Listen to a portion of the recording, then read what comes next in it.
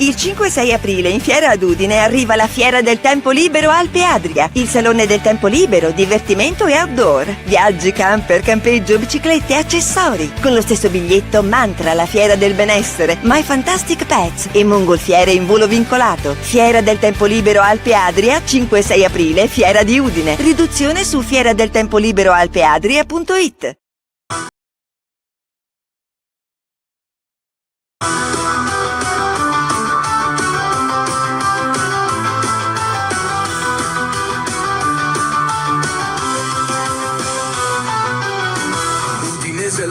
Mai si arrende, Udine top anche nel basket, il cuore si accende, Cividale, grinta e passione, folle Thomason svola, che emozione, l'agenda chiama, resta con noi, Friuli Sportivo, siamo eroi, risultati con l'azione, ogni giorno un'emozione.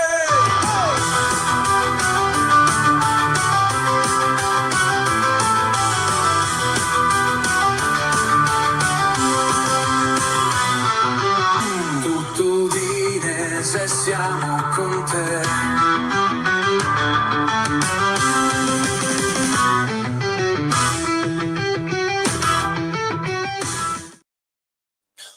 Ultimo appuntamento della settimana con l'agenda, ma non l'ultimo appuntamento della settimana, come sapete, con le nostre trasmissioni che non mancano mai.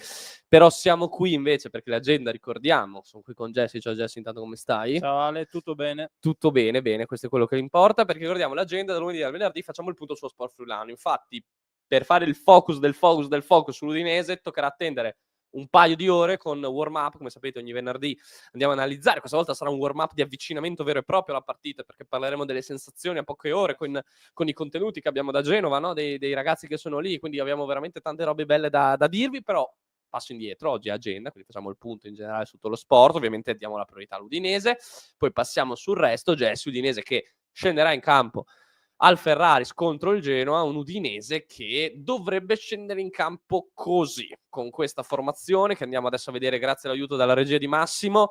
Un Udinese con un 4-4-2, si pensa un ritorno al 4-4-2, un 4-4-2 cattivo, mi permetto di aggiungere io questo aggettivo, spero sia così cattivo, con Camaro obbligato a sinistra, perché Zemura sappiamo è un infortunio abbastanza anche lungo, dovrebbe stare fuori tutto il mese di aprile, e Zibu in vantaggio su Christensen a destra, Okoye, Biol e Solé sono quel triangolo delle Bermuda che ingabbia tutti gli attacchi avversari, anzi spereremmo in realtà fosse così, e Lovric e Carson ovviamente non dovrebbero essere toccati. Si ritorna però col 4-4-2, quindi si ritorna con Atta a destra, Pagero leggermente in vantaggio su e Kelleher, poi Jesse a fianco a Luca in questo momento, stando anche proprio alle ultime cose che ci arrivano direttamente dall'albergo udinese, dovrebbe essere in vantaggio proprio Iker Bravo. Sì, Iker Bravo sicuramente favorito per giocare accanto a Lucca, un po' perché diciamo che l'esperimento di Ekkelenkamp in quel ruolo è fallito, un po' perché comunque Bravo merita questa occasione da titolare, è stato schierato dal primo minuto poche volte in questa stagione e oggi avrà sicuramente l'occasione importante per provare a mettersi in mostra. Sono molto curioso, ti dico, perché nelle ultime settimane l'ho un po' criticato questo giocatore, ma me lo ricordo. Sì, tra l'altro appunto generando grandi polemiche, ma appunto ti dico, lo attendo al varco, sarei contento di vedere una bella prova da parte sua, una prova di personalità. Personalità è la parola che abbiamo usato di più questa settimana, no? Potrebbe essere Bravo un giocatore di personalità. Quindi... No, potrebbe essere, lo è, te lo dico io, lo è di personalità Iker Bravo. E com'è di personalità, sai chi, Jesse? Diamo il benvenuto al nostro compagno di avventura oggi, Francesco, perché Francesco di personalità ne ha da vendere. Ciao Francesco, come stai?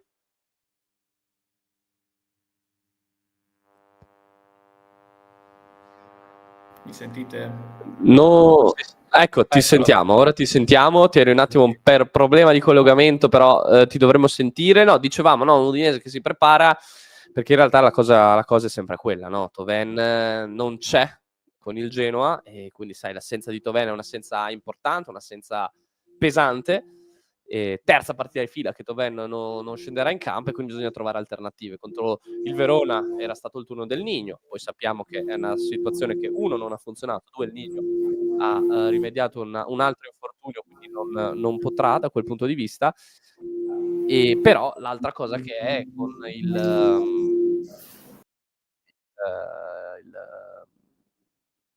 l'Inter, che ha giocato invece Kelkam nel 3-6-1. Tanto che Francesco sistema un attimo i problemi di audio, Jesse, ritorniamo un attimo a parlare di Udinese e ne parliamo con questa partita che io la definisco un crocevia importante per dare un senso a questo finale di stagione, perché tu sei arrivato al momento in cui veramente non hai più nulla da chiedere al campionato, ma allo stesso tempo non puoi sederti sugli allori, perché rischi di buttare al vento una squadra forte, competitiva, che ti può permettere di fare un qualcosa di importante. Stesso allenatore, gli stessi giocatori hanno fissato come obiettivo 50 punti. È riduttivo? È giusto? È troppo arrivare a questo punto della stagione e dire 50 punti? E poi, seconda domanda, nella domanda, è davvero un crocevia la gara col Genoa? Beh, sono d'accordo che sia una gara sicuramente molto importante. L'Udinese arriva da 2 sconfitte consecutive che sono, se vogliamo, maturate in maniera differente, però il minimo comune denominatore è stato il fatto che nelle ultime 2 partite abbiamo portato a casa 0 punti, quindi è ora di ricominciare a farli. Da questo punto di vista Runic è stato molto chiaro, secondo me, ieri in conferenza stampa, e ha mostrato tutta la sua voglia di vincere o comunque di non perdere le partite che da qui ci separano alla fine del campionato. Quindi credo che sia sicuramente una partita fondamentale per l'Udinese, che quest'oggi a Marassi dovrà fare una bella gara, e mi attendo una bella gara, perché comunque si gioca contro un Genoa che, come l'Udinese, può dirsi ormai salva, e quindi insomma giocheranno 2 squadre che hanno poco da chiedere finora al campionato. Hanno poco da chiedere, però invece pretende anche Vieira, come ha preteso Costa Runic. Andiamo un attimo a leggere le sue parole di ieri in conferenza stampa. Un Vieira che ovviamente non si nasconde. Dice una frase che ormai siamo abituati a sentir dire, no? L'Udinese è un avversario molto fisico. Abbiamo vinto 2-0, è vero, che il rosso poi ha feccitato un po' la partita, però dobbiamo fare il massimo per provare a vincere anche al ritorno. Dobbiamo essere molto concentrati, giocare con intensità, perché ovviamente l'Udinese fa dell'intensità, del ritmo, delle transizioni, un po' anche la sua arma di forza, no? Anche in quel filotto di ottimi risultati. Però tu hai detto che il genere è già salvo, per Vieira alt. No, finché non c'è l'aritmetica non sono tranquillo. L'obiettivo infatti è fare quel passettino in avanti verso la salvezza. Per questo è una partita molto importante e sono contento di avere anche tutta la squadra a disposizione. No, la cosa che particolare è che è un bel fortino il Ferraris, no? Quindi sarà una partita importante anche da approcciare bene, perché secondo me c'è un Genoa particolarmente a 2 facce, no? Quest'anno c'è stato un Genoa fino a dicembre in cui paradossalmente andava meglio in trasferta che in casa, e che ha raggiunto veramente la vittoria in casa dopo tanto tempo. Si è dovuto aspettare, addirittura c'era un periodo che solo l'arrivo di Vieira è riuscito a interrompere, e però sappiamo che poi dopo il Genoa ha cominciato a costruire in realtà il suo percorso salvezza a partire dall'inverno in poi, con le partite davanti al proprio pubblico, che dà veramente quella spinta in più, quella marcia in più, e riesce a farti la differenza, no? E quindi da quel punto di vista lì io penso che sarà difficile come partita, perché ti faccio un esempio, ti ricordo la gara dell'anno scorso, io ero al Ferraris, probabilmente molti non se la ricorderanno, perché secondo me è stata una delle partite più brutte della gestione Cioffi, 2-0 senza neanche scendere in campo, Retegui gol, tra l'altro anche rovesciata, molto bello. E la cosa che spaventò un Udinese fragile l'anno scorso è stato proprio il pubblico. Cioè, c'era un pubblico a tutto tondo, perché i tifosi ospiti non vanno in una curva, vengono messi in una sorta di diagonale, ok? Non stanno nella curva opposta, e non spicchio ovviamente riservato ai tifosi ospiti. E quello che mi sorprese molto è l'atmosfera. Cioè, è uno stadio all'inglese molto corto, sei a ridosso del campo, senti il respiro dei giocatori, ed è stato veramente un pubblico trascinante, che ha trascinato poi un Genoa molto in fiducia, no? Quindi, tanto che riprovo a collegarmi con Francesco. Ciao Francesco, come stai? Ti chiedo è anche questo, no? L'importanza di una squadra che spesso in trasferta ha anche sbagliato l'approccio, molte volte ha sbagliato l'approccio, no? Mi viene da pensare magari al Maradona, mi viene da pensare alla sfida all'Olimpico dove è partita molto bene, però se pensiamo anche per esempio alla vittoria a Firenze con la Fiorentina, partita malissimo, malissimo, poi brava a rimontare, quindi anche in trasferta, soprattutto in campi così complicati, sarà importante soprattutto l'approccio, anche per questo lo definisco un crocevia, perché a livello mentale se approcci bene contro un avversario di pari livello in un fortino, allora vedo un pizzico di miglioramento, no? Vedo una strada che mi porta a qualcosa di migliore. Sì, spero mi sentiate adesso. Vai, vai. Sì, giustissimo quello che hai detto. L'importante è sicuramente l'approccio, perché non ci si può permettere di regalare che sia un tempo, anche solo 10 o 20 minuti a altre squadre, soprattutto quando giochi in trasferta. Quindi sì, è giusto. E poi rispetto comunque all'anno scorso è un bel passo avanti anche le partite in trasferta. Però comunque sì, non bisogna assolutamente diminuire l'attenzione rispetto alle partite in casa. Non faremo i pronostici, perché Jesse lo sa, i pronostici fanno solo Solo a warm warm-up. up, bravo. Però l'abbiamo detto, no? Non c'è Toven out, no? L'ha confermato anche Runic in conferenza, e Runic ha anche confermato che purtroppo non ci sarà Davis, no? Qua mi permetto un attimo, poi prima di passare anche dopo agli altri sport, ma per focalizzare meglio sull'Udinese questo discorso, no? È un po' una notizia che mi ha un po' demoralizzato. Sì, Io inizia a essere un problema. Esatto. No, e sai, parliamo di un ragazzo che secondo me è una frase che dico spesso e tu mi dici facile dirlo, però è purtroppo così. Se stesse bene sarebbe un attaccante devastante. Purtroppo non sta mai bene. Sì. Quel poco che ci ha fatto vedere, parliamo di un attaccante che può spaccare le partite. Purtroppo non è così. E Rooney stesso pre-Inter, no? Gli avevano fatto la domanda, no? Con l'assenza di Toven potrebbe avere spazio Davis, potrebbe essere l'occasione di Davis. Ha detto bisogna vedere come, sai, è un giocatore da gestire in quel periodo d'oro di quest'anno, che è stato brevissimo in realtà, che è stato quello novembre, no? Però quel periodo lì l'abbiamo sovraccaricato di lavoro e ha avuto per questo la ricaduta, quindi dobbiamo imparare dai nostri errori, allora non lo faccio giocare con l'Inter. Non lo faccio giocare perché? Perché nel riscaldamento lo stesso Davis poi ha avuto una ricaduta, no? Un nuovo acciacco muscolare. Quindi da quel punto di vista lì adesso è arrivato il momento delle valutazioni. Perché sì, è vero, voglio vedere anche un po' la faccia di Jesse perché ci siamo. Sì, è vero che è l'uomo salvezza, no? Io penso all'anno peggiore di questi 30 dell'Udinese, e l'anno della quasi retrocessione in realtà te lo salva Davis con un gol da rotto, tra l'altro, sempre per restare in tema. Quindi è vero che da una parte ha dato tanto, basta con un gol, con un tiro ha dato tantissimo questa squadra. Però se io vedo nell'arco, no, del suo biennio, e ti faccio il parallelo con Lucca, poi voglio sentire cosa ne pensate entrambi, tu ti devi ritenere fortunato che ha avuto Lucca. Perché tu hai un giocatore come Beto che ti va via mentre la squadra è in volo verso Salerno per la seconda giornata di campionato. Fortuna avevi già preso Lucca. Negli ultimi giorni di mercato, estate 2023, compri Davis. Sapendo della sua situazione. Sapendo che è un giocatore che non aveva fatto la preparazione estiva. E quindi compri due giocatori, lui e Pereira, che non fanno la preparazione estiva. E infatti sono stati i due giocatori con più infortuni dell'anno scorso. Lo prendi. Questo ragazzo parte, tac, infortunio, rientra a dicembre, non rientra a dicembre, rientra a gennaio, non rientra a gennaio, rientra a marzo, dà qualche impressione spaccando la partita, no? A gara in corso, che potrebbe fare qualcosa di più, però non riesce mai a avere i 90 minuti nelle gambe, e ripeto, ringrazia Lucca, io continuo a dire ringrazia che avevi quel Lucca lì anche l'anno scorso, perché ha tenuto su la squadra da solo, però ti fa quel gol. Allora riparti, anno nuovo, ripartiamo con Davis, dai, adesso Davis fa la preparazione, avremo Lucca e Davis, l'attacco dei sogni, no? Ringrazia Lucca, perché Davis, a parte quel mesetto e mezzo, poi niente.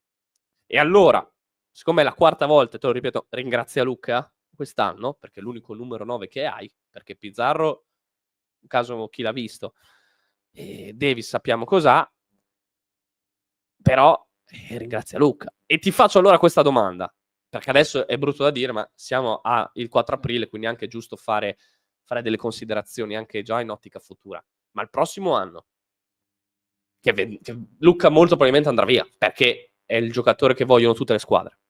E questo non penso di dire una cosa tanto, tanto insolita. E tu devi comprare 2 attaccanti, non solo uno. Perché ti serve chi ti sostituisce Luca, quindi l'attaccante titolare, ma paradossalmente ti serve anche chi vada a sostituire Davis. Perché Davis, cosa fai? Lo tieni ancora un terzo anno? Che ti gioca 5 partite su 38? Sì, per carità, va bene, ma ripeto, ringrazia che avevi Luca questi 2 anni. Se hai un altro attaccante che non la butta dentro, non c'hai neanche chi buttare al suo posto, no? Sì, guarda, la situazione di Davis è un qualcosa che mi dispiace molto, perché sicuramente gli saremo sempre grati per quanto ha fatto, per quel gol a Frosinone, che è stato forse uno dei momenti contemporaneamente, no, più belli e più brutti della recente storia dell'Udinese, quella salvezza raggiunta nel quarto d'ora finale a Frosinone. Però, sì, hai detto bene, c'è un giocatore che gioca sì e no 10 partite all'anno, non è un giocatore affidabile. Allora, l'anno scorso poteva essere l'eccezione, è arrivato infortunato, poi si era ripreso, poi per fortuna, insomma, nonostante fosse rotto, aveva segnato a Frosinone nell'ultima giornata di campionato. Quest'anno le cose sembravano andare meglio e poi di nuovo l'infortunio, di nuovo è sparito nel nulla, anche perché insomma di lui non si è mai saputo con certezza che cosa abbia, no? Effettivamente.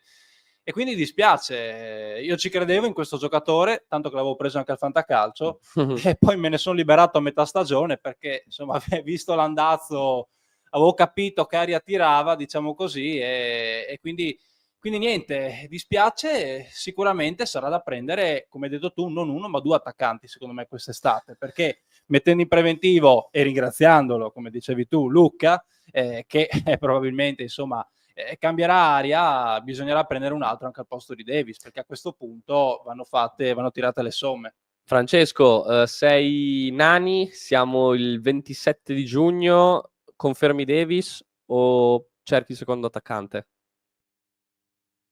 No, secondo me va cercato assolutamente perché appunto non ti dà garanzie e non puoi pensare di fare un campionato comunque sapendo anche sia lo storico del giocatore sia un po' come è stata travagliata questa stagione. E poi secondo me c'è da fare un discorso che è simile a quello quello fatto per Sanchez, insomma, nel senso che bisogna pensare anche al bene che ha fatto la squadra senza di lui, che tante volte non ha fatto pesare la sua assenza. E quindi magari se la squadra fosse andata peggio si sarebbe ancora sentita di più la mancanza e ci sarebbero state un'infinità di polemiche oltre a quelle che già ci sono.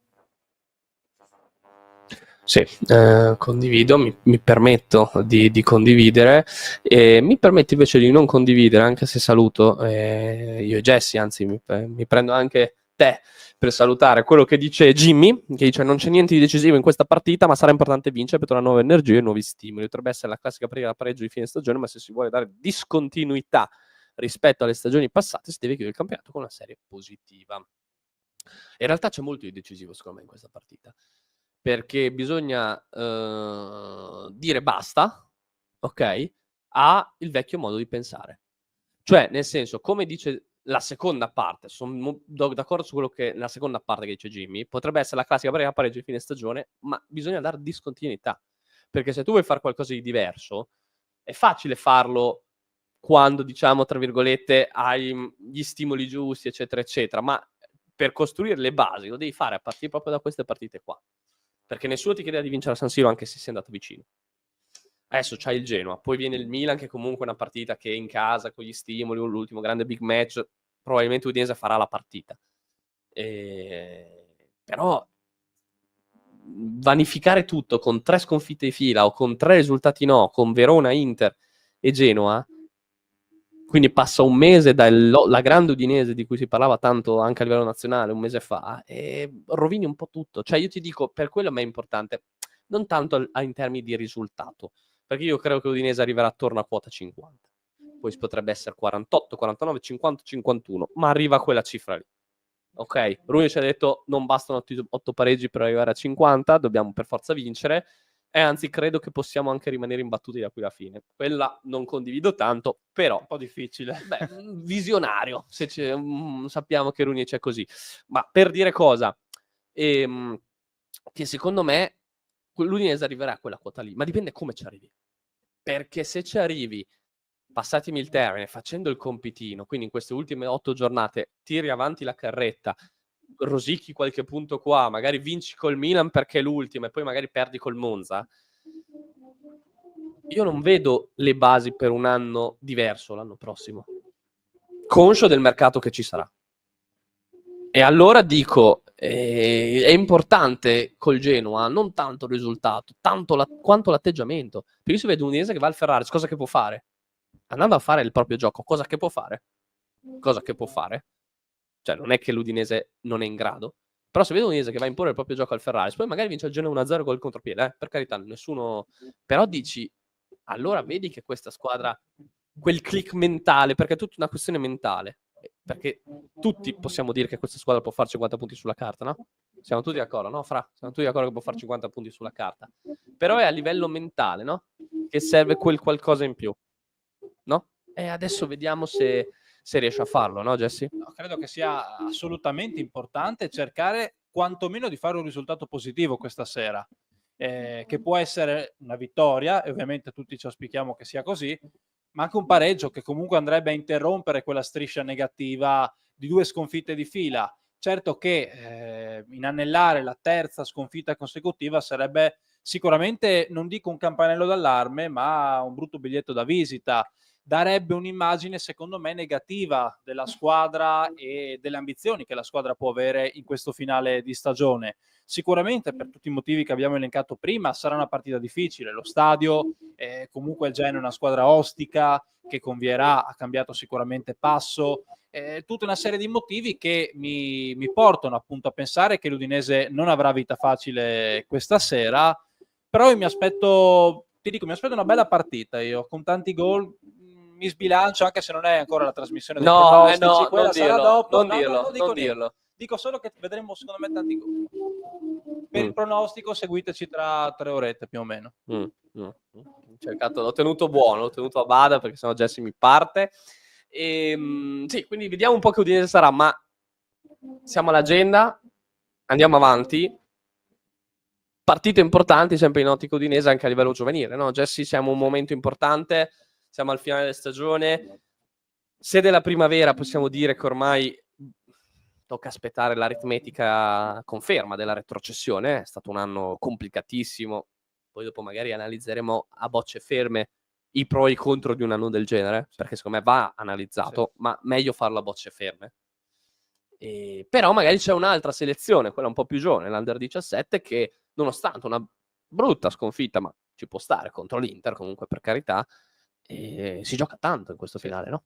Sì, si gioca tanto, 3 giornate al termine del campionato, detto tu, una sconfitta pesante nell'ultimo turno contro la capolista Inter, aggiungo, per chi l'ha vista, insomma, sconfitta pesante solamente nel risultato, perché l'Udinese nel primo tempo meritava assolutamente di essere in vantaggio, invece ha chiuso sotto di una rete, poi l'Inter ha dilagato nella ripresa, mettendo in mostra sicuramente maggiore qualità, ma c'era da aspettarselo. Sarà un finale importante perché comunque domenica l'Udinese avrà l'occasione di ipotecare la qualificazione ai playoff, che sarebbe veramente un grande risultato per un gruppo, quello guidato da Mr. Gridel, che secondo me ha fatto una stagione molto importante, e domenica appunto vincendo contro il fanalino di coda Venezia andrà a ipotecare con 2 giornate d'anticipo la qualificazione ai playoff. Sì, quindi parliamo veramente di una squadra che sta facendo un campionato importante, nonostante abbia perso metà stagione il giocatore più rappresentativo, che è Pierrot. Sì. Cioè, ricordiamolo. Tra l'altro, sai la casualità del caso? La casualità del caso. Rafforzativo, mi piace. Qualora l'Udinese confermasse il terzo posto, al momento nei playoff scudetto l'avversario sarebbe proprio la Fiorentina Non sta a di Pirò. dirmi. Non sta a dirmi. Quindi sarebbe questo incrocio incredibile No, questo con proprio- il passato. Questo è anche giusto fare i complimenti proprio a Mr. Gridel, ma in generale a tutta l'organizzazione, Angelo Trevisan in primis come responsabile del settore giovanile, perché avere un under 17 così vuol dire che hai già gli uomini per una primavera, di conseguenza poi... Tra l'altro 3-4 di loro hanno già esordito con la primavera, Bravissimo. alcuni giocando anche da titolare. Bravissimo. Vedi ad esempio il portiere Cassin che era partito con l'Under 17 o il centrale De Paoli che è un punto di riferimento dell'Under 17 ma ha anche raccolto 2-3 presenze da titolare con la primavera. Sì, il Buraldi per esempio era all'inizio, no, nell'idea dell'Under 17, poi era talmente forte che è stato aggregato in pianta stabile in primavera, no? Quindi ci sono tanti ragazzi interessanti che magari potranno, esagero, però secondo me non sbaglio di tanto, dare una mano in primavera 2 l'anno prossimo ai bianconeri. Possiamo anche Purtroppo, sbilanciarci, lo dico sì. purtroppo, ma la classifica veramente serve un miracolo sportivo nel vero senso della parola, però passiamo invece a una squadra che non ha bisogno di miracoli perché vola ed è ancora in testa alla classifica. Francesco, questa Udine che vince, convince, stravince a Milano contro l'Urania, una partita che mi associo un po' anche alle parole del presidente Pedone. Francamente non mi aspettavo un Udine che dominasse in questo modo. È stato un altro mattoncino, ma non uno scatto decisivo, perché Rimini nel recupero contro la Juve Cremona, cosa abbastanza preventivabile in realtà, ha vinto, convinto anche loro, e quindi adesso a parità di partite tutte le squadre c'è una corsa a 2 tra Udine, cosa che ci aspettavamo, Rimini che in realtà non ci aspettavamo perché ci aspettavamo tutti si fermasse, mentre Cantù doveva essere l'altra grande rivale di Udine per la corsa al primo posto, però è chiaro che guardando la classifica è corsa a 2 con lo scontro diretto che sarà prossima domenica, ma intanto questa domenica l'Apu va a 100, Rimini ha vinto e resta a meno 4, quindi a 2 vittorie di differenza, quindi chiaro che è ancora tutto aperto. Sì, vanno fatti i complimenti sicuramente a Rimini che sta facendo una stagione devastante perché all'inizio penso che nessuno si aspettasse di trovarla in cima alla classifica e adesso è insomma nelle prime 2 posizioni ed è l'unica insieme a Udine che può giocarsi la promozione diretta. E comunque sì, penso che nessuno si aspettasse che Udine dominasse in questo modo contro Milano, conoscendo anche il valore della squadra, sia dei singoli, sia dell'allenatore che comunque è giovane, ma sta già facendo vedere la sua idea di basket. E poi c'è la bravura dei giocatori che questa volta non hanno costretto Capitano Alibegovic a prendersi tutto il peso dell'attacco e si sono un po' distribuiti i compiti sia in attacco e sia molto bene in difesa, bisogna dire. E poi sì, quando una squadra riesce quasi a rendere tutto il quarto garbage time, vuol dire che è una squadra davvero forte. Sì, proprio garbage time è stata la parola giusta, è stato qualcosa veramente di clamoroso e una gran partita, però bisogna subito resettare perché domenica si rigioca, si va a 100 e una trasferta difficile perché 100 inevitabilmente sulla carta è un avversario inferiore a Udine, però lotta per la salvezza, quindi è chiaro che ha altri obiettivi, altri stimoli e gioca contro la prima della classe, quindi nel suo rush finale per ottenere il punto di salvezza nessuno gli chiede di vincere domenica contro Udine, perché sappiamo che sono altre le partite nel loro calendario dove si giocano poi dopo la permanenza in Serie A2 e quindi paradossalmente hai quella spensieratezza di appunto fare lo scherzetto, quindi è veramente una partita difficile, forse più difficile questa che quella con l'Urania, no Francesco? Sì, ma un po' la bellezza di questo campionato che arriva comunque alle battute finali e comunque ci sono ancora molti posizionamenti e molte cose in gioco, quindi ogni squadra giocherà alla morte ogni partita di quelle che rimangono. Udine chiaramente deve stare attenta, non deve pensare a cosa fa Rimini adesso che ha anche la parità di partite giocate, bisognerà fare attenzione, sicuramente bisogna continuare come si sta facendo in queste due partite. È chiaro che da una parte prima c'era la Fortitudo, poi Milano, che sono 2 squadre comunque blasonate e con un organico decisamente più forte di quello di 100, però la concentrazione deve essere la stessa indipendentemente dal nome sulla maglia. Sì, poi prima di tornare un attimo a parlare della corsa 2 con Rimini, che volevo un attimo chiederti un tuo parere, e andiamo un attimo a entrare in 100 a Udine con le parole rilasciate proprio nella conferenza stampa di oggi, della vigilia del assistant coach Lorenzo Pomes, che ha parlato un po' della partita e ha detto una cosa interessante, perché su 100 occhio, perché soprattutto è un avversario diverso rispetto a quelli che Udine ha affrontato nelle ultime uscite, quindi bisognerà prestare massima attenzione, ma prima di discutere di questa cosa andiamo un attimo a sentire cosa ha detto.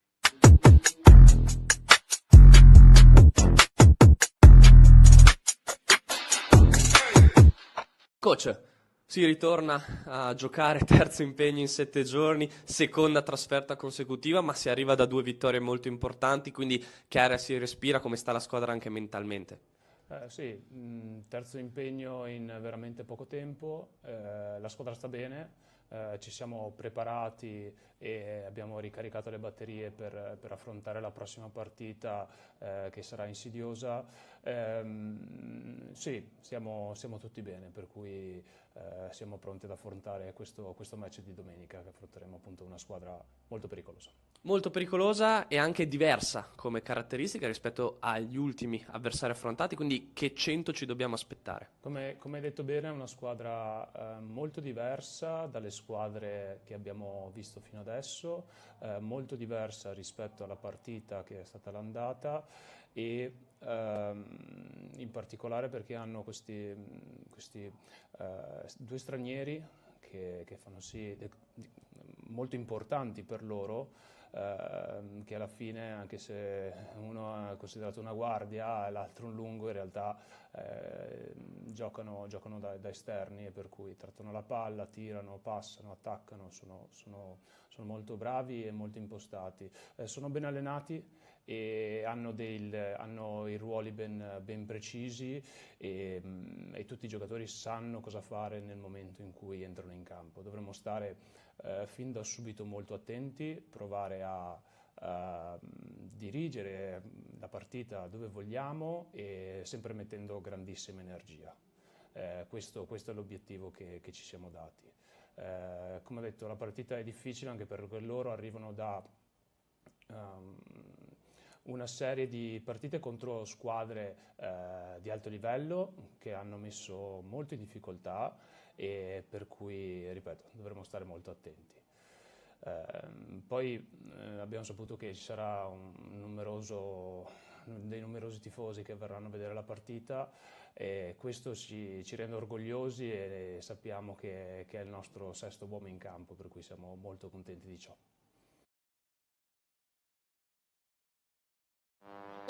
Francesco, no? Un accento particolare anche per le scelte che hanno fatto. Hanno preso 2 americani che sono due esterni veri e propri, in realtà, perché è vero che Divo è più un ball handler, no? Uno a cui piace avere la palla in mano, mentre l'altro americano è più un lungo, un 4, no? Possiamo definire così, ma in realtà giocano tutti e 2 esterni, cioè sono giocatori che trattano molto bene la palla, sono giocatori che sono passatori e sono realizzatori, no? Quindi anche un po' gli accoppiamenti in marcatura sono diversi, no? Rispetto al solito, rispetto a dove solitamente le altre squadre di A2, penso alla Fortitudo, penso allo stesso Milano, agli americani, no? Quindi bisognerà fare ancora più attenzione a livello difensivo, proprio perché, come anche ingranaggi che si devono incastrare tra le 2 squadre, stavolta non sono oliati, cioè sono diversi, no? Forse non si accoppiano neanche tanto bene.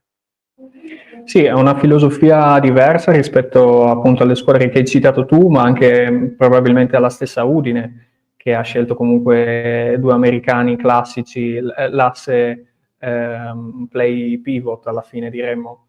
Sì. Io comunque credo che Udine ha dei giocatori che possono tranquillamente cambiare su quasi tutte le posizioni. È chiaro, poi ci saranno inevitabilmente dei mismatch che si creeranno durante la partita, però io penso che molto dipenderà chiaramente dalla concentrazione, come ha ben detto l'assistant coach, e soprattutto dalla continuità in difesa che ci sarà durante tutti i 40 minuti, perché appunto è importante anche nei momenti di calo comunque continuare a spingere in difesa, non mollare. Se pensiamo anche contro la Fortitudo c'è stato quel periodo all'inizio del quarto in cui c'è stato quel parziale di 15-0 che può essere pericoloso. È chiaro che magari 100 non riuscirà a fare un parziale di questo tipo, però è un campanello, diciamo, d'allarme che deve scattare nel momento in cui ci possono essere delle logiche fisiologiche anche Esatto. cali in difesa. Sarà molto importante anche, Francesco, il sesto uomo di entrambe le squadre, no? Il pubblico, perché una cosa anche molto importante da sottolineare è che l'entusiasmo, no? Per questo sogno che si avvicina, che cominci a, non dico toccare con mano, ma a intravedere. Vanno fatti complimenti anche ai tifosi bianconeri, no? Che per esempio al Palaradi di Cremona hanno seguito in tantissimi la squadra, c'erano all'Allianz Cloud mercoledì contro l'Urania e ci saranno tantissimi a 100. Quindi anche questa passione l'ha sottolineata anche l'assistant coach Lorenzo Pomes, ma è importante perché poi vai a giocare invece in un fortino, perché si sa che 100 è uno di quei palazzetti caldi, no? Infatti prima di parlare anche del fattore atmosfera, a sorpresa, perché non è usuale in realtà farlo la società emiliana, ma hanno parlato proprio nel pre-partita il coach. Andiamo a sentire cosa ha detto. Ho appena finito di rilasciare dichiarazioni alla stampa per questa partita contro Udine, ma ci tenevo, visto che non è mai capitato quest'anno di fare una conferenza stampa pre-gara, ci tenevo e l'ho chiesto al club di poter parlare in video in primis per ringraziare tutti i tifosi che ci hanno spinto e sostenuto in questo mese lontano da casa.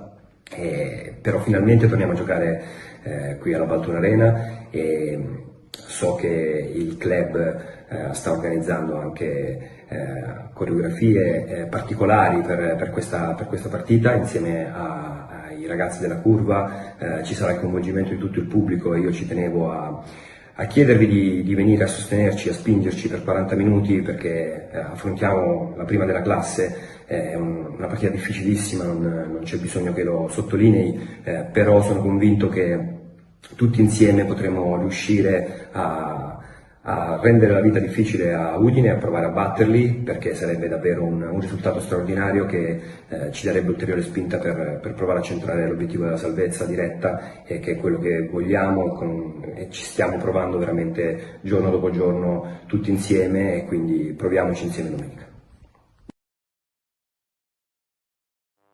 Francesco, da addetto ai lavori, no?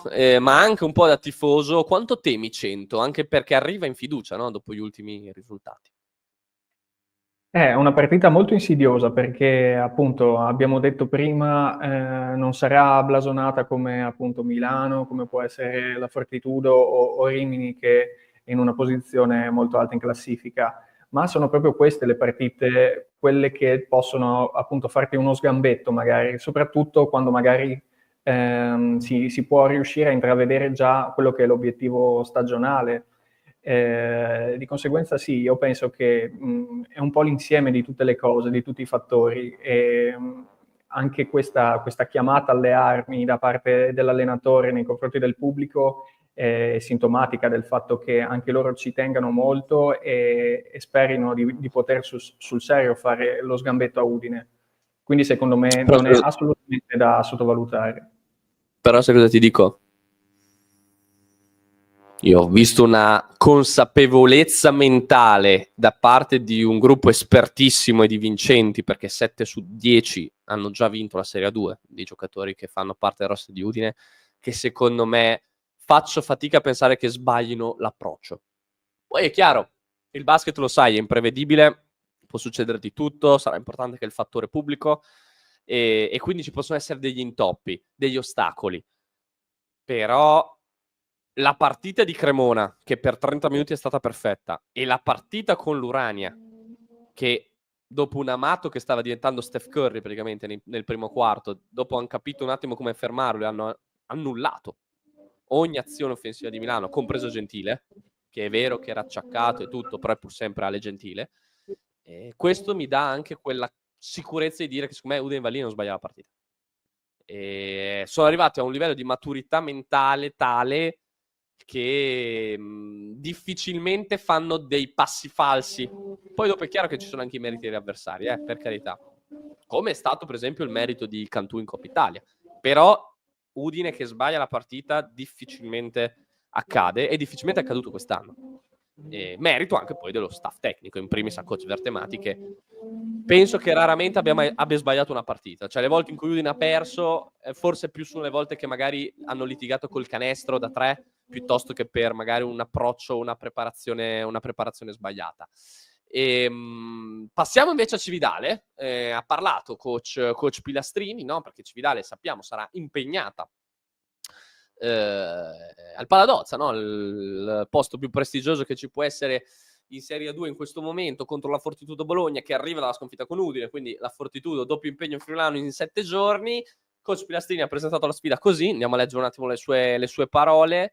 La continuità e la costanza sono la strada che dobbiamo seguire per rimanere attaccati alla partita e poi vedere nel finale, no? Trovare quegli spunti decisivi, no? Dovremmo riuscire per tutta la partita a giocare con la difesa schierata, non esporci ai loro contropiedi e costruirci tiri contro la loro pressione. Servirà aggressività difensiva e fisicità. È un po' il marchio di fabbrica in realtà della web Cividale, soprattutto quando gioca contro avversari più forti, no? Il fatto, la capacità, nonostante magari l'avversario ha più talento sul campo e quindi prova ogni tanto a dar quello scatto per scappare via, la capacità degli uomini di coach Pilastrini di rimanere sempre in qualche modo con un po' per inerzia, un po' per anche centimetri, per fisicità messa in campo, per canestri difficili presi che però con quella sicurezza che loro mettono, nonostante siano inferiori, dopo gli riescono i canestri, a rimanere attaccati fino al fine terzo quarto, inizio quarto quarto, e poi it's game time, cioè lì te la giochi alla pari, perché poi ormai dopo 30 minuti che sei lì hai anche quella fiducia nei tuoi mezzi e te la giochi alla pari. Molte volte sono arrivate anche vittorie importanti. Penso per esempio allo stesso derby di andata, no? Dove Udine è sempre stata in vantaggio fino praticamente a 4 minuti dalla fine dell'ultimo quarto. Cividale però con inerzia, con voglia e tutto, è sempre rimasta lì, e poi alla fine ha vinto anche la partita grazie a un Miani in versione top player. Quindi è questo un po' quello che dovrà fare Cividale secondo te al Paladozza per provare a fare 2 punti? Sì, senza dubbio. C'è da sottolineare che Pilastrini è riuscito in tutti questi anni in cui allena Cividale a consolidare un gruppo, e quindi il gruppo è diventato veramente un fattore che riesce tante volte anche a sopperire magari al talento inferiore rispetto all'altra squadra. È una squadra ostica, Cividale, per tutte le squadre, indipendentemente dalla posizione in classifica. Facendo un'ottima partita, secondo me, possono mettere in difficoltà la Fortitudo, che comunque vorrà senza dubbio rifarsi dopo la sconfitta contro Udine. Sì, secondo me, considerando anche poi il recupero di alcuni giocatori importanti che hanno avuto delle difficoltà, secondo me sì, può essere un fattore importante per questa fine di campionato.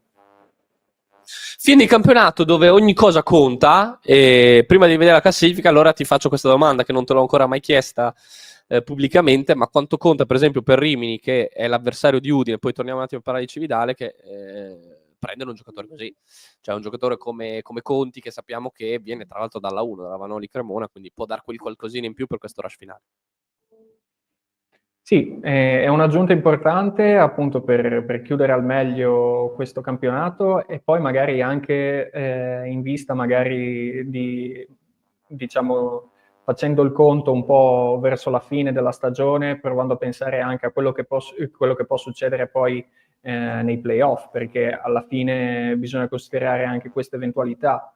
È chiaro che poi nei playoff è tutto abbastanza aleatorio, dipende un po' come arrivi, come stato di forma, dipende dagli incroci, dipende anche dalla giornata storta o meno storta di un singolo giocatore. Quindi un rinforzo in questo momento del campionato sicuramente è stato fatto anche in vista proprio della post-season. E che rinforzo, mi permetto di aggiungere, perché è proprio un giocatore, poi tra l'altro di sistema paradossalmente, no? Cioè non è un'individualità che va poi a intaccare l'equilibrio che si è creato in un gruppo che sta sorprendendo, ma ormai è una solida certezza quello di Rimini, no? Quindi è stato proprio quell'acquisto, passatemi il termine, non per fare critiche, però non l'Okeke di turno che ha fatto Cantù.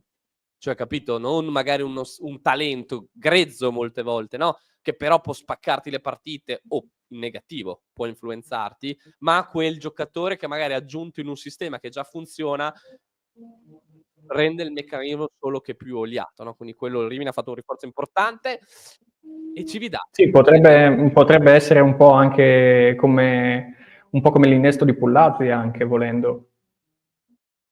Sì, può essere. Come l'innesto di Pullazzi, che alla fine non era un centro, ma all'interno di un sistema che sfrutta il quinto, il centro in modo particolare, come quello di coach Bertemati, un giocatore come Pullazzi, che è un gran tiratore, l'abbiamo visto contro l'Urani, sua ex squadra, diventa fondamentale. Non è warm-up, ma chiedo a Francesco i tuoi pronostici sulle 2 partite, giusto per chiudere così il tema basket. Ma secondo me Udine vince. E su questo, sì, considerando comunque appunto quello che avevi detto tu, che è difficile che sbagli l'approccio alla partita. Per quanto riguarda Cividale, invece, sarà una partita molto combattuta, però io penso che alla fine la Fortitudo avrà la meglio. Mamma mia, come sei pessimista. Mamma mia. No, a parte gli scherzi. No. Allora, secondo me Udine vince, ma non così facilmente come ha fatto, per esempio, all'Allianz Club contro l'Urania Milano. Quindi lì avrà molto più difficoltà, in realtà. Mentre invece Cividale, secondo me, se la gioca canestro fino alla fine. E poi mai dire mai, perché veramente possiamo divertirci. L'hanno già fatto gli uomini di Coach Pilastrini, ce l'hanno già fatto vedere durante l'anno, e perché no?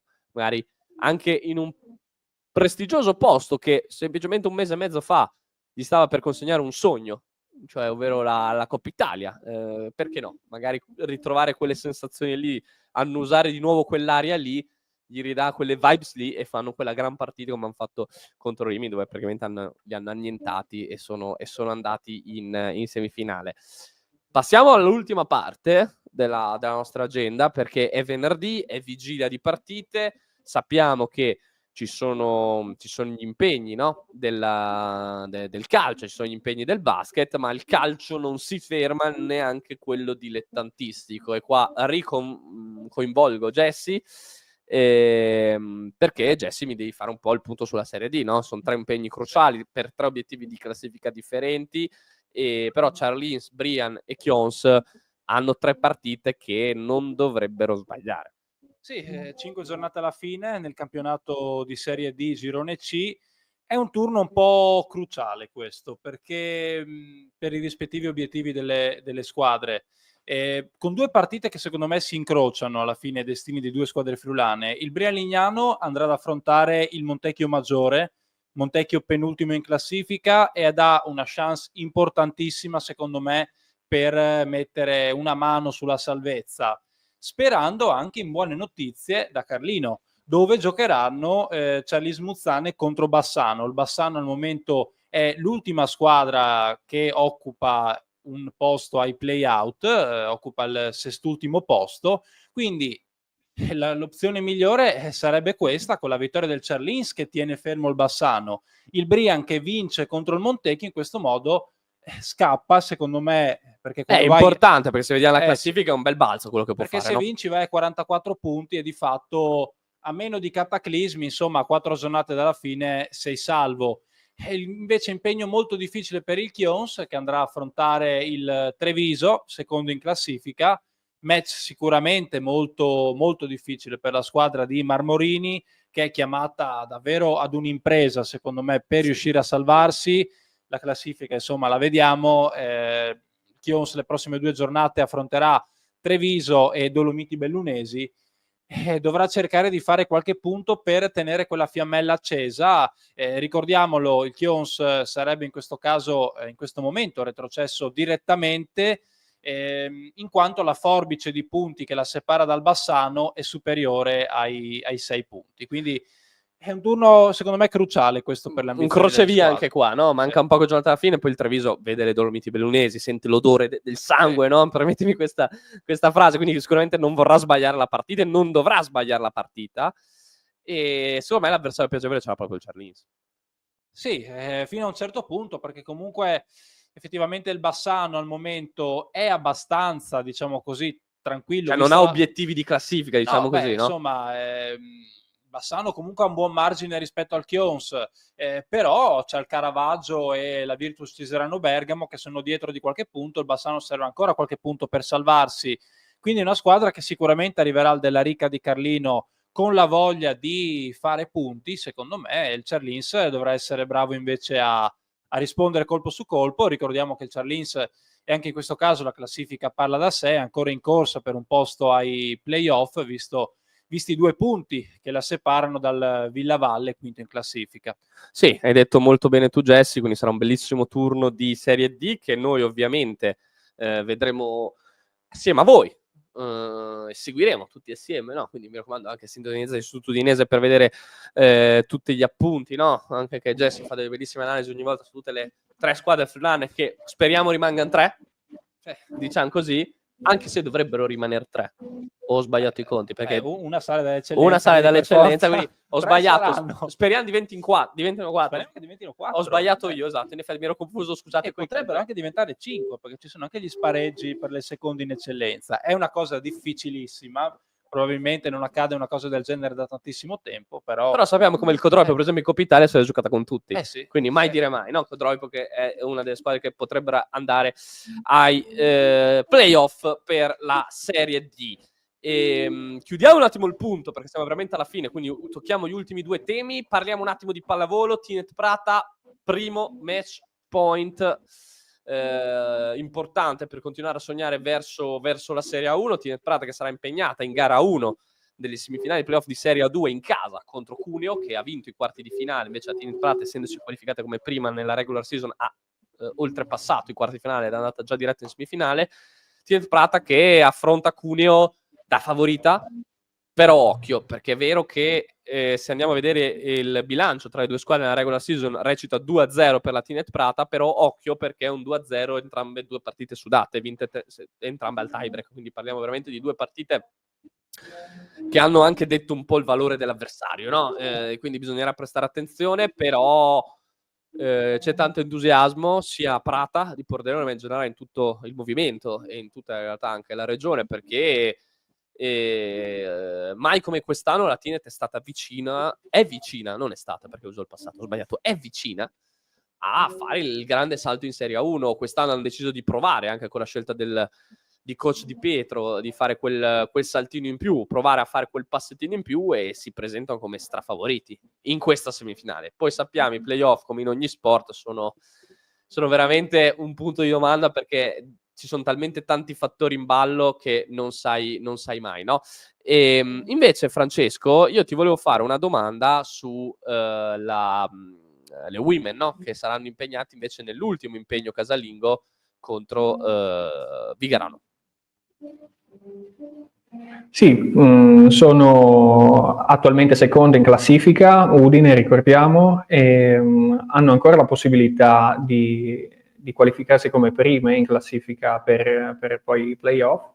È una partita importante, appunto è l'ultima che la squadra di Coach Riga giocherà al Carnera e contestualmente nello stesso turno si affrontano anche Matelica e Treviso, che sono le 2 squadre subito dopo Udine in classifica, e quindi bisognerà vedere un po' quelli che sono anche i risultati di questo scontro diretto. Udine in questo periodo sembra che stia ritrovando un po' quei meccanismi, quegli automatismi anche che l'avevano contraddistinta fin dall'inizio della stagione, e speriamo che finiscano nel migliore dei modi questa parte di campionato. Sì, poi sappiamo un po' una stagione tribolata, sia da infortuni che da questioni extracampo. Women Up, scusate, che si comunque avvicinano non al 100%, ecco, diciamo così, anche a livello fisico. Sappiamo di qualche ragazza che è acciaccata, però ovviamente non è mai mancato il carattere e il cuore a queste ragazze, e Coach Riga l'ha sempre l'ha sempre ribadito nelle interviste, e anzi è anche giusto ribadirlo in questi luoghi, perché veramente dopo tutto quello che è successo molte squadre si scioglievano e mandavano, passatemi il termine anche se non è molto giornalistico, mandavano la stagione in vacca. Invece la forza mentale anche di questo gruppo, che è figlio del gran lavoro fatto l'anno scorso, ha permesso di arrivare in questo momento che comunque ti giochi o il migliore o uno dei migliori tabelloni possibili, playoff, come composizione che verrà fatta al termine della regular season, e poi dopo sappiamo i playoff. L'altro anno sei andato tanto vicino così, perdendo in finale con Verona. Quest'anno magari sai, hai un po' più di fortuna dalla tua parte, qualche infortunio di meno, un po' più di ragazze che stanno bene e magari puoi fare il grande salto, come possono farlo i ragazzi, perché i ragazzi invece vorrebbero evitare i playoff e vorrebbero andare diretti in Serie A1. Detto questo, abbiamo finito l'agenda anche per oggi. Grazie Francesco per essere stato con noi. Grazie a voi. Grazie Jessy, come fido compagno di viaggio, per parlare un po' di tutto, no? Ricordiamo l'agenda dal lunedì al venerdì, dalle 15 alle 16, facciamo il punto su tutto quello che è lo sport friulano, e ci ritroviamo lunedì, quindi sempre qui, sempre alle 15, no Jessy, con un altro appuntamento dove faremo il punto invece su quello che è successo in questo weekend ricco di sport. Sì, un saluto a tutti e ricordiamo che tra un paio di ore saremo nuovamente in diretta con Warm Up per calarci nel pre-partita di Genoa Udinese. E attenzione agli ospiti. Non è finita qua per quest'oggi. Detto questo, un saluto, ci vediamo fra poco.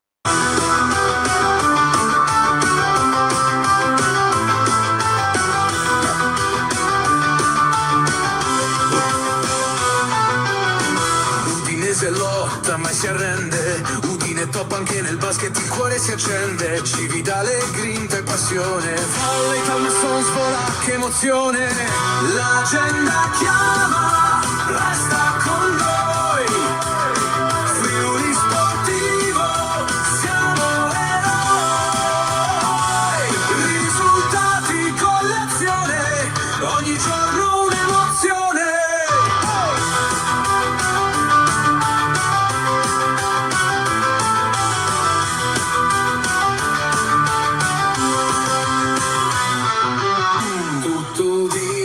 Se siamo con te.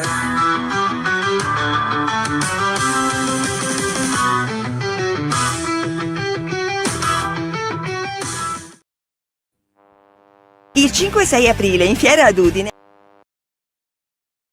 Il 5-6 aprile in Fiera ad Udine arriva la Fiera del Tempo Libero Alpe Adria, il salone del tempo libero, divertimento e outdoor. Viaggi, camper, campeggio, biciclette e accessori. Con lo stesso biglietto Mantra, la Fiera del Benessere, My Fantastic Pets e mongolfiere in volo vincolato. Fiera del Tempo Libero Alpe Adria, 5-6 aprile, Fiera di Udine. Riduzione su fieradeltempoliberoalpeadria.it.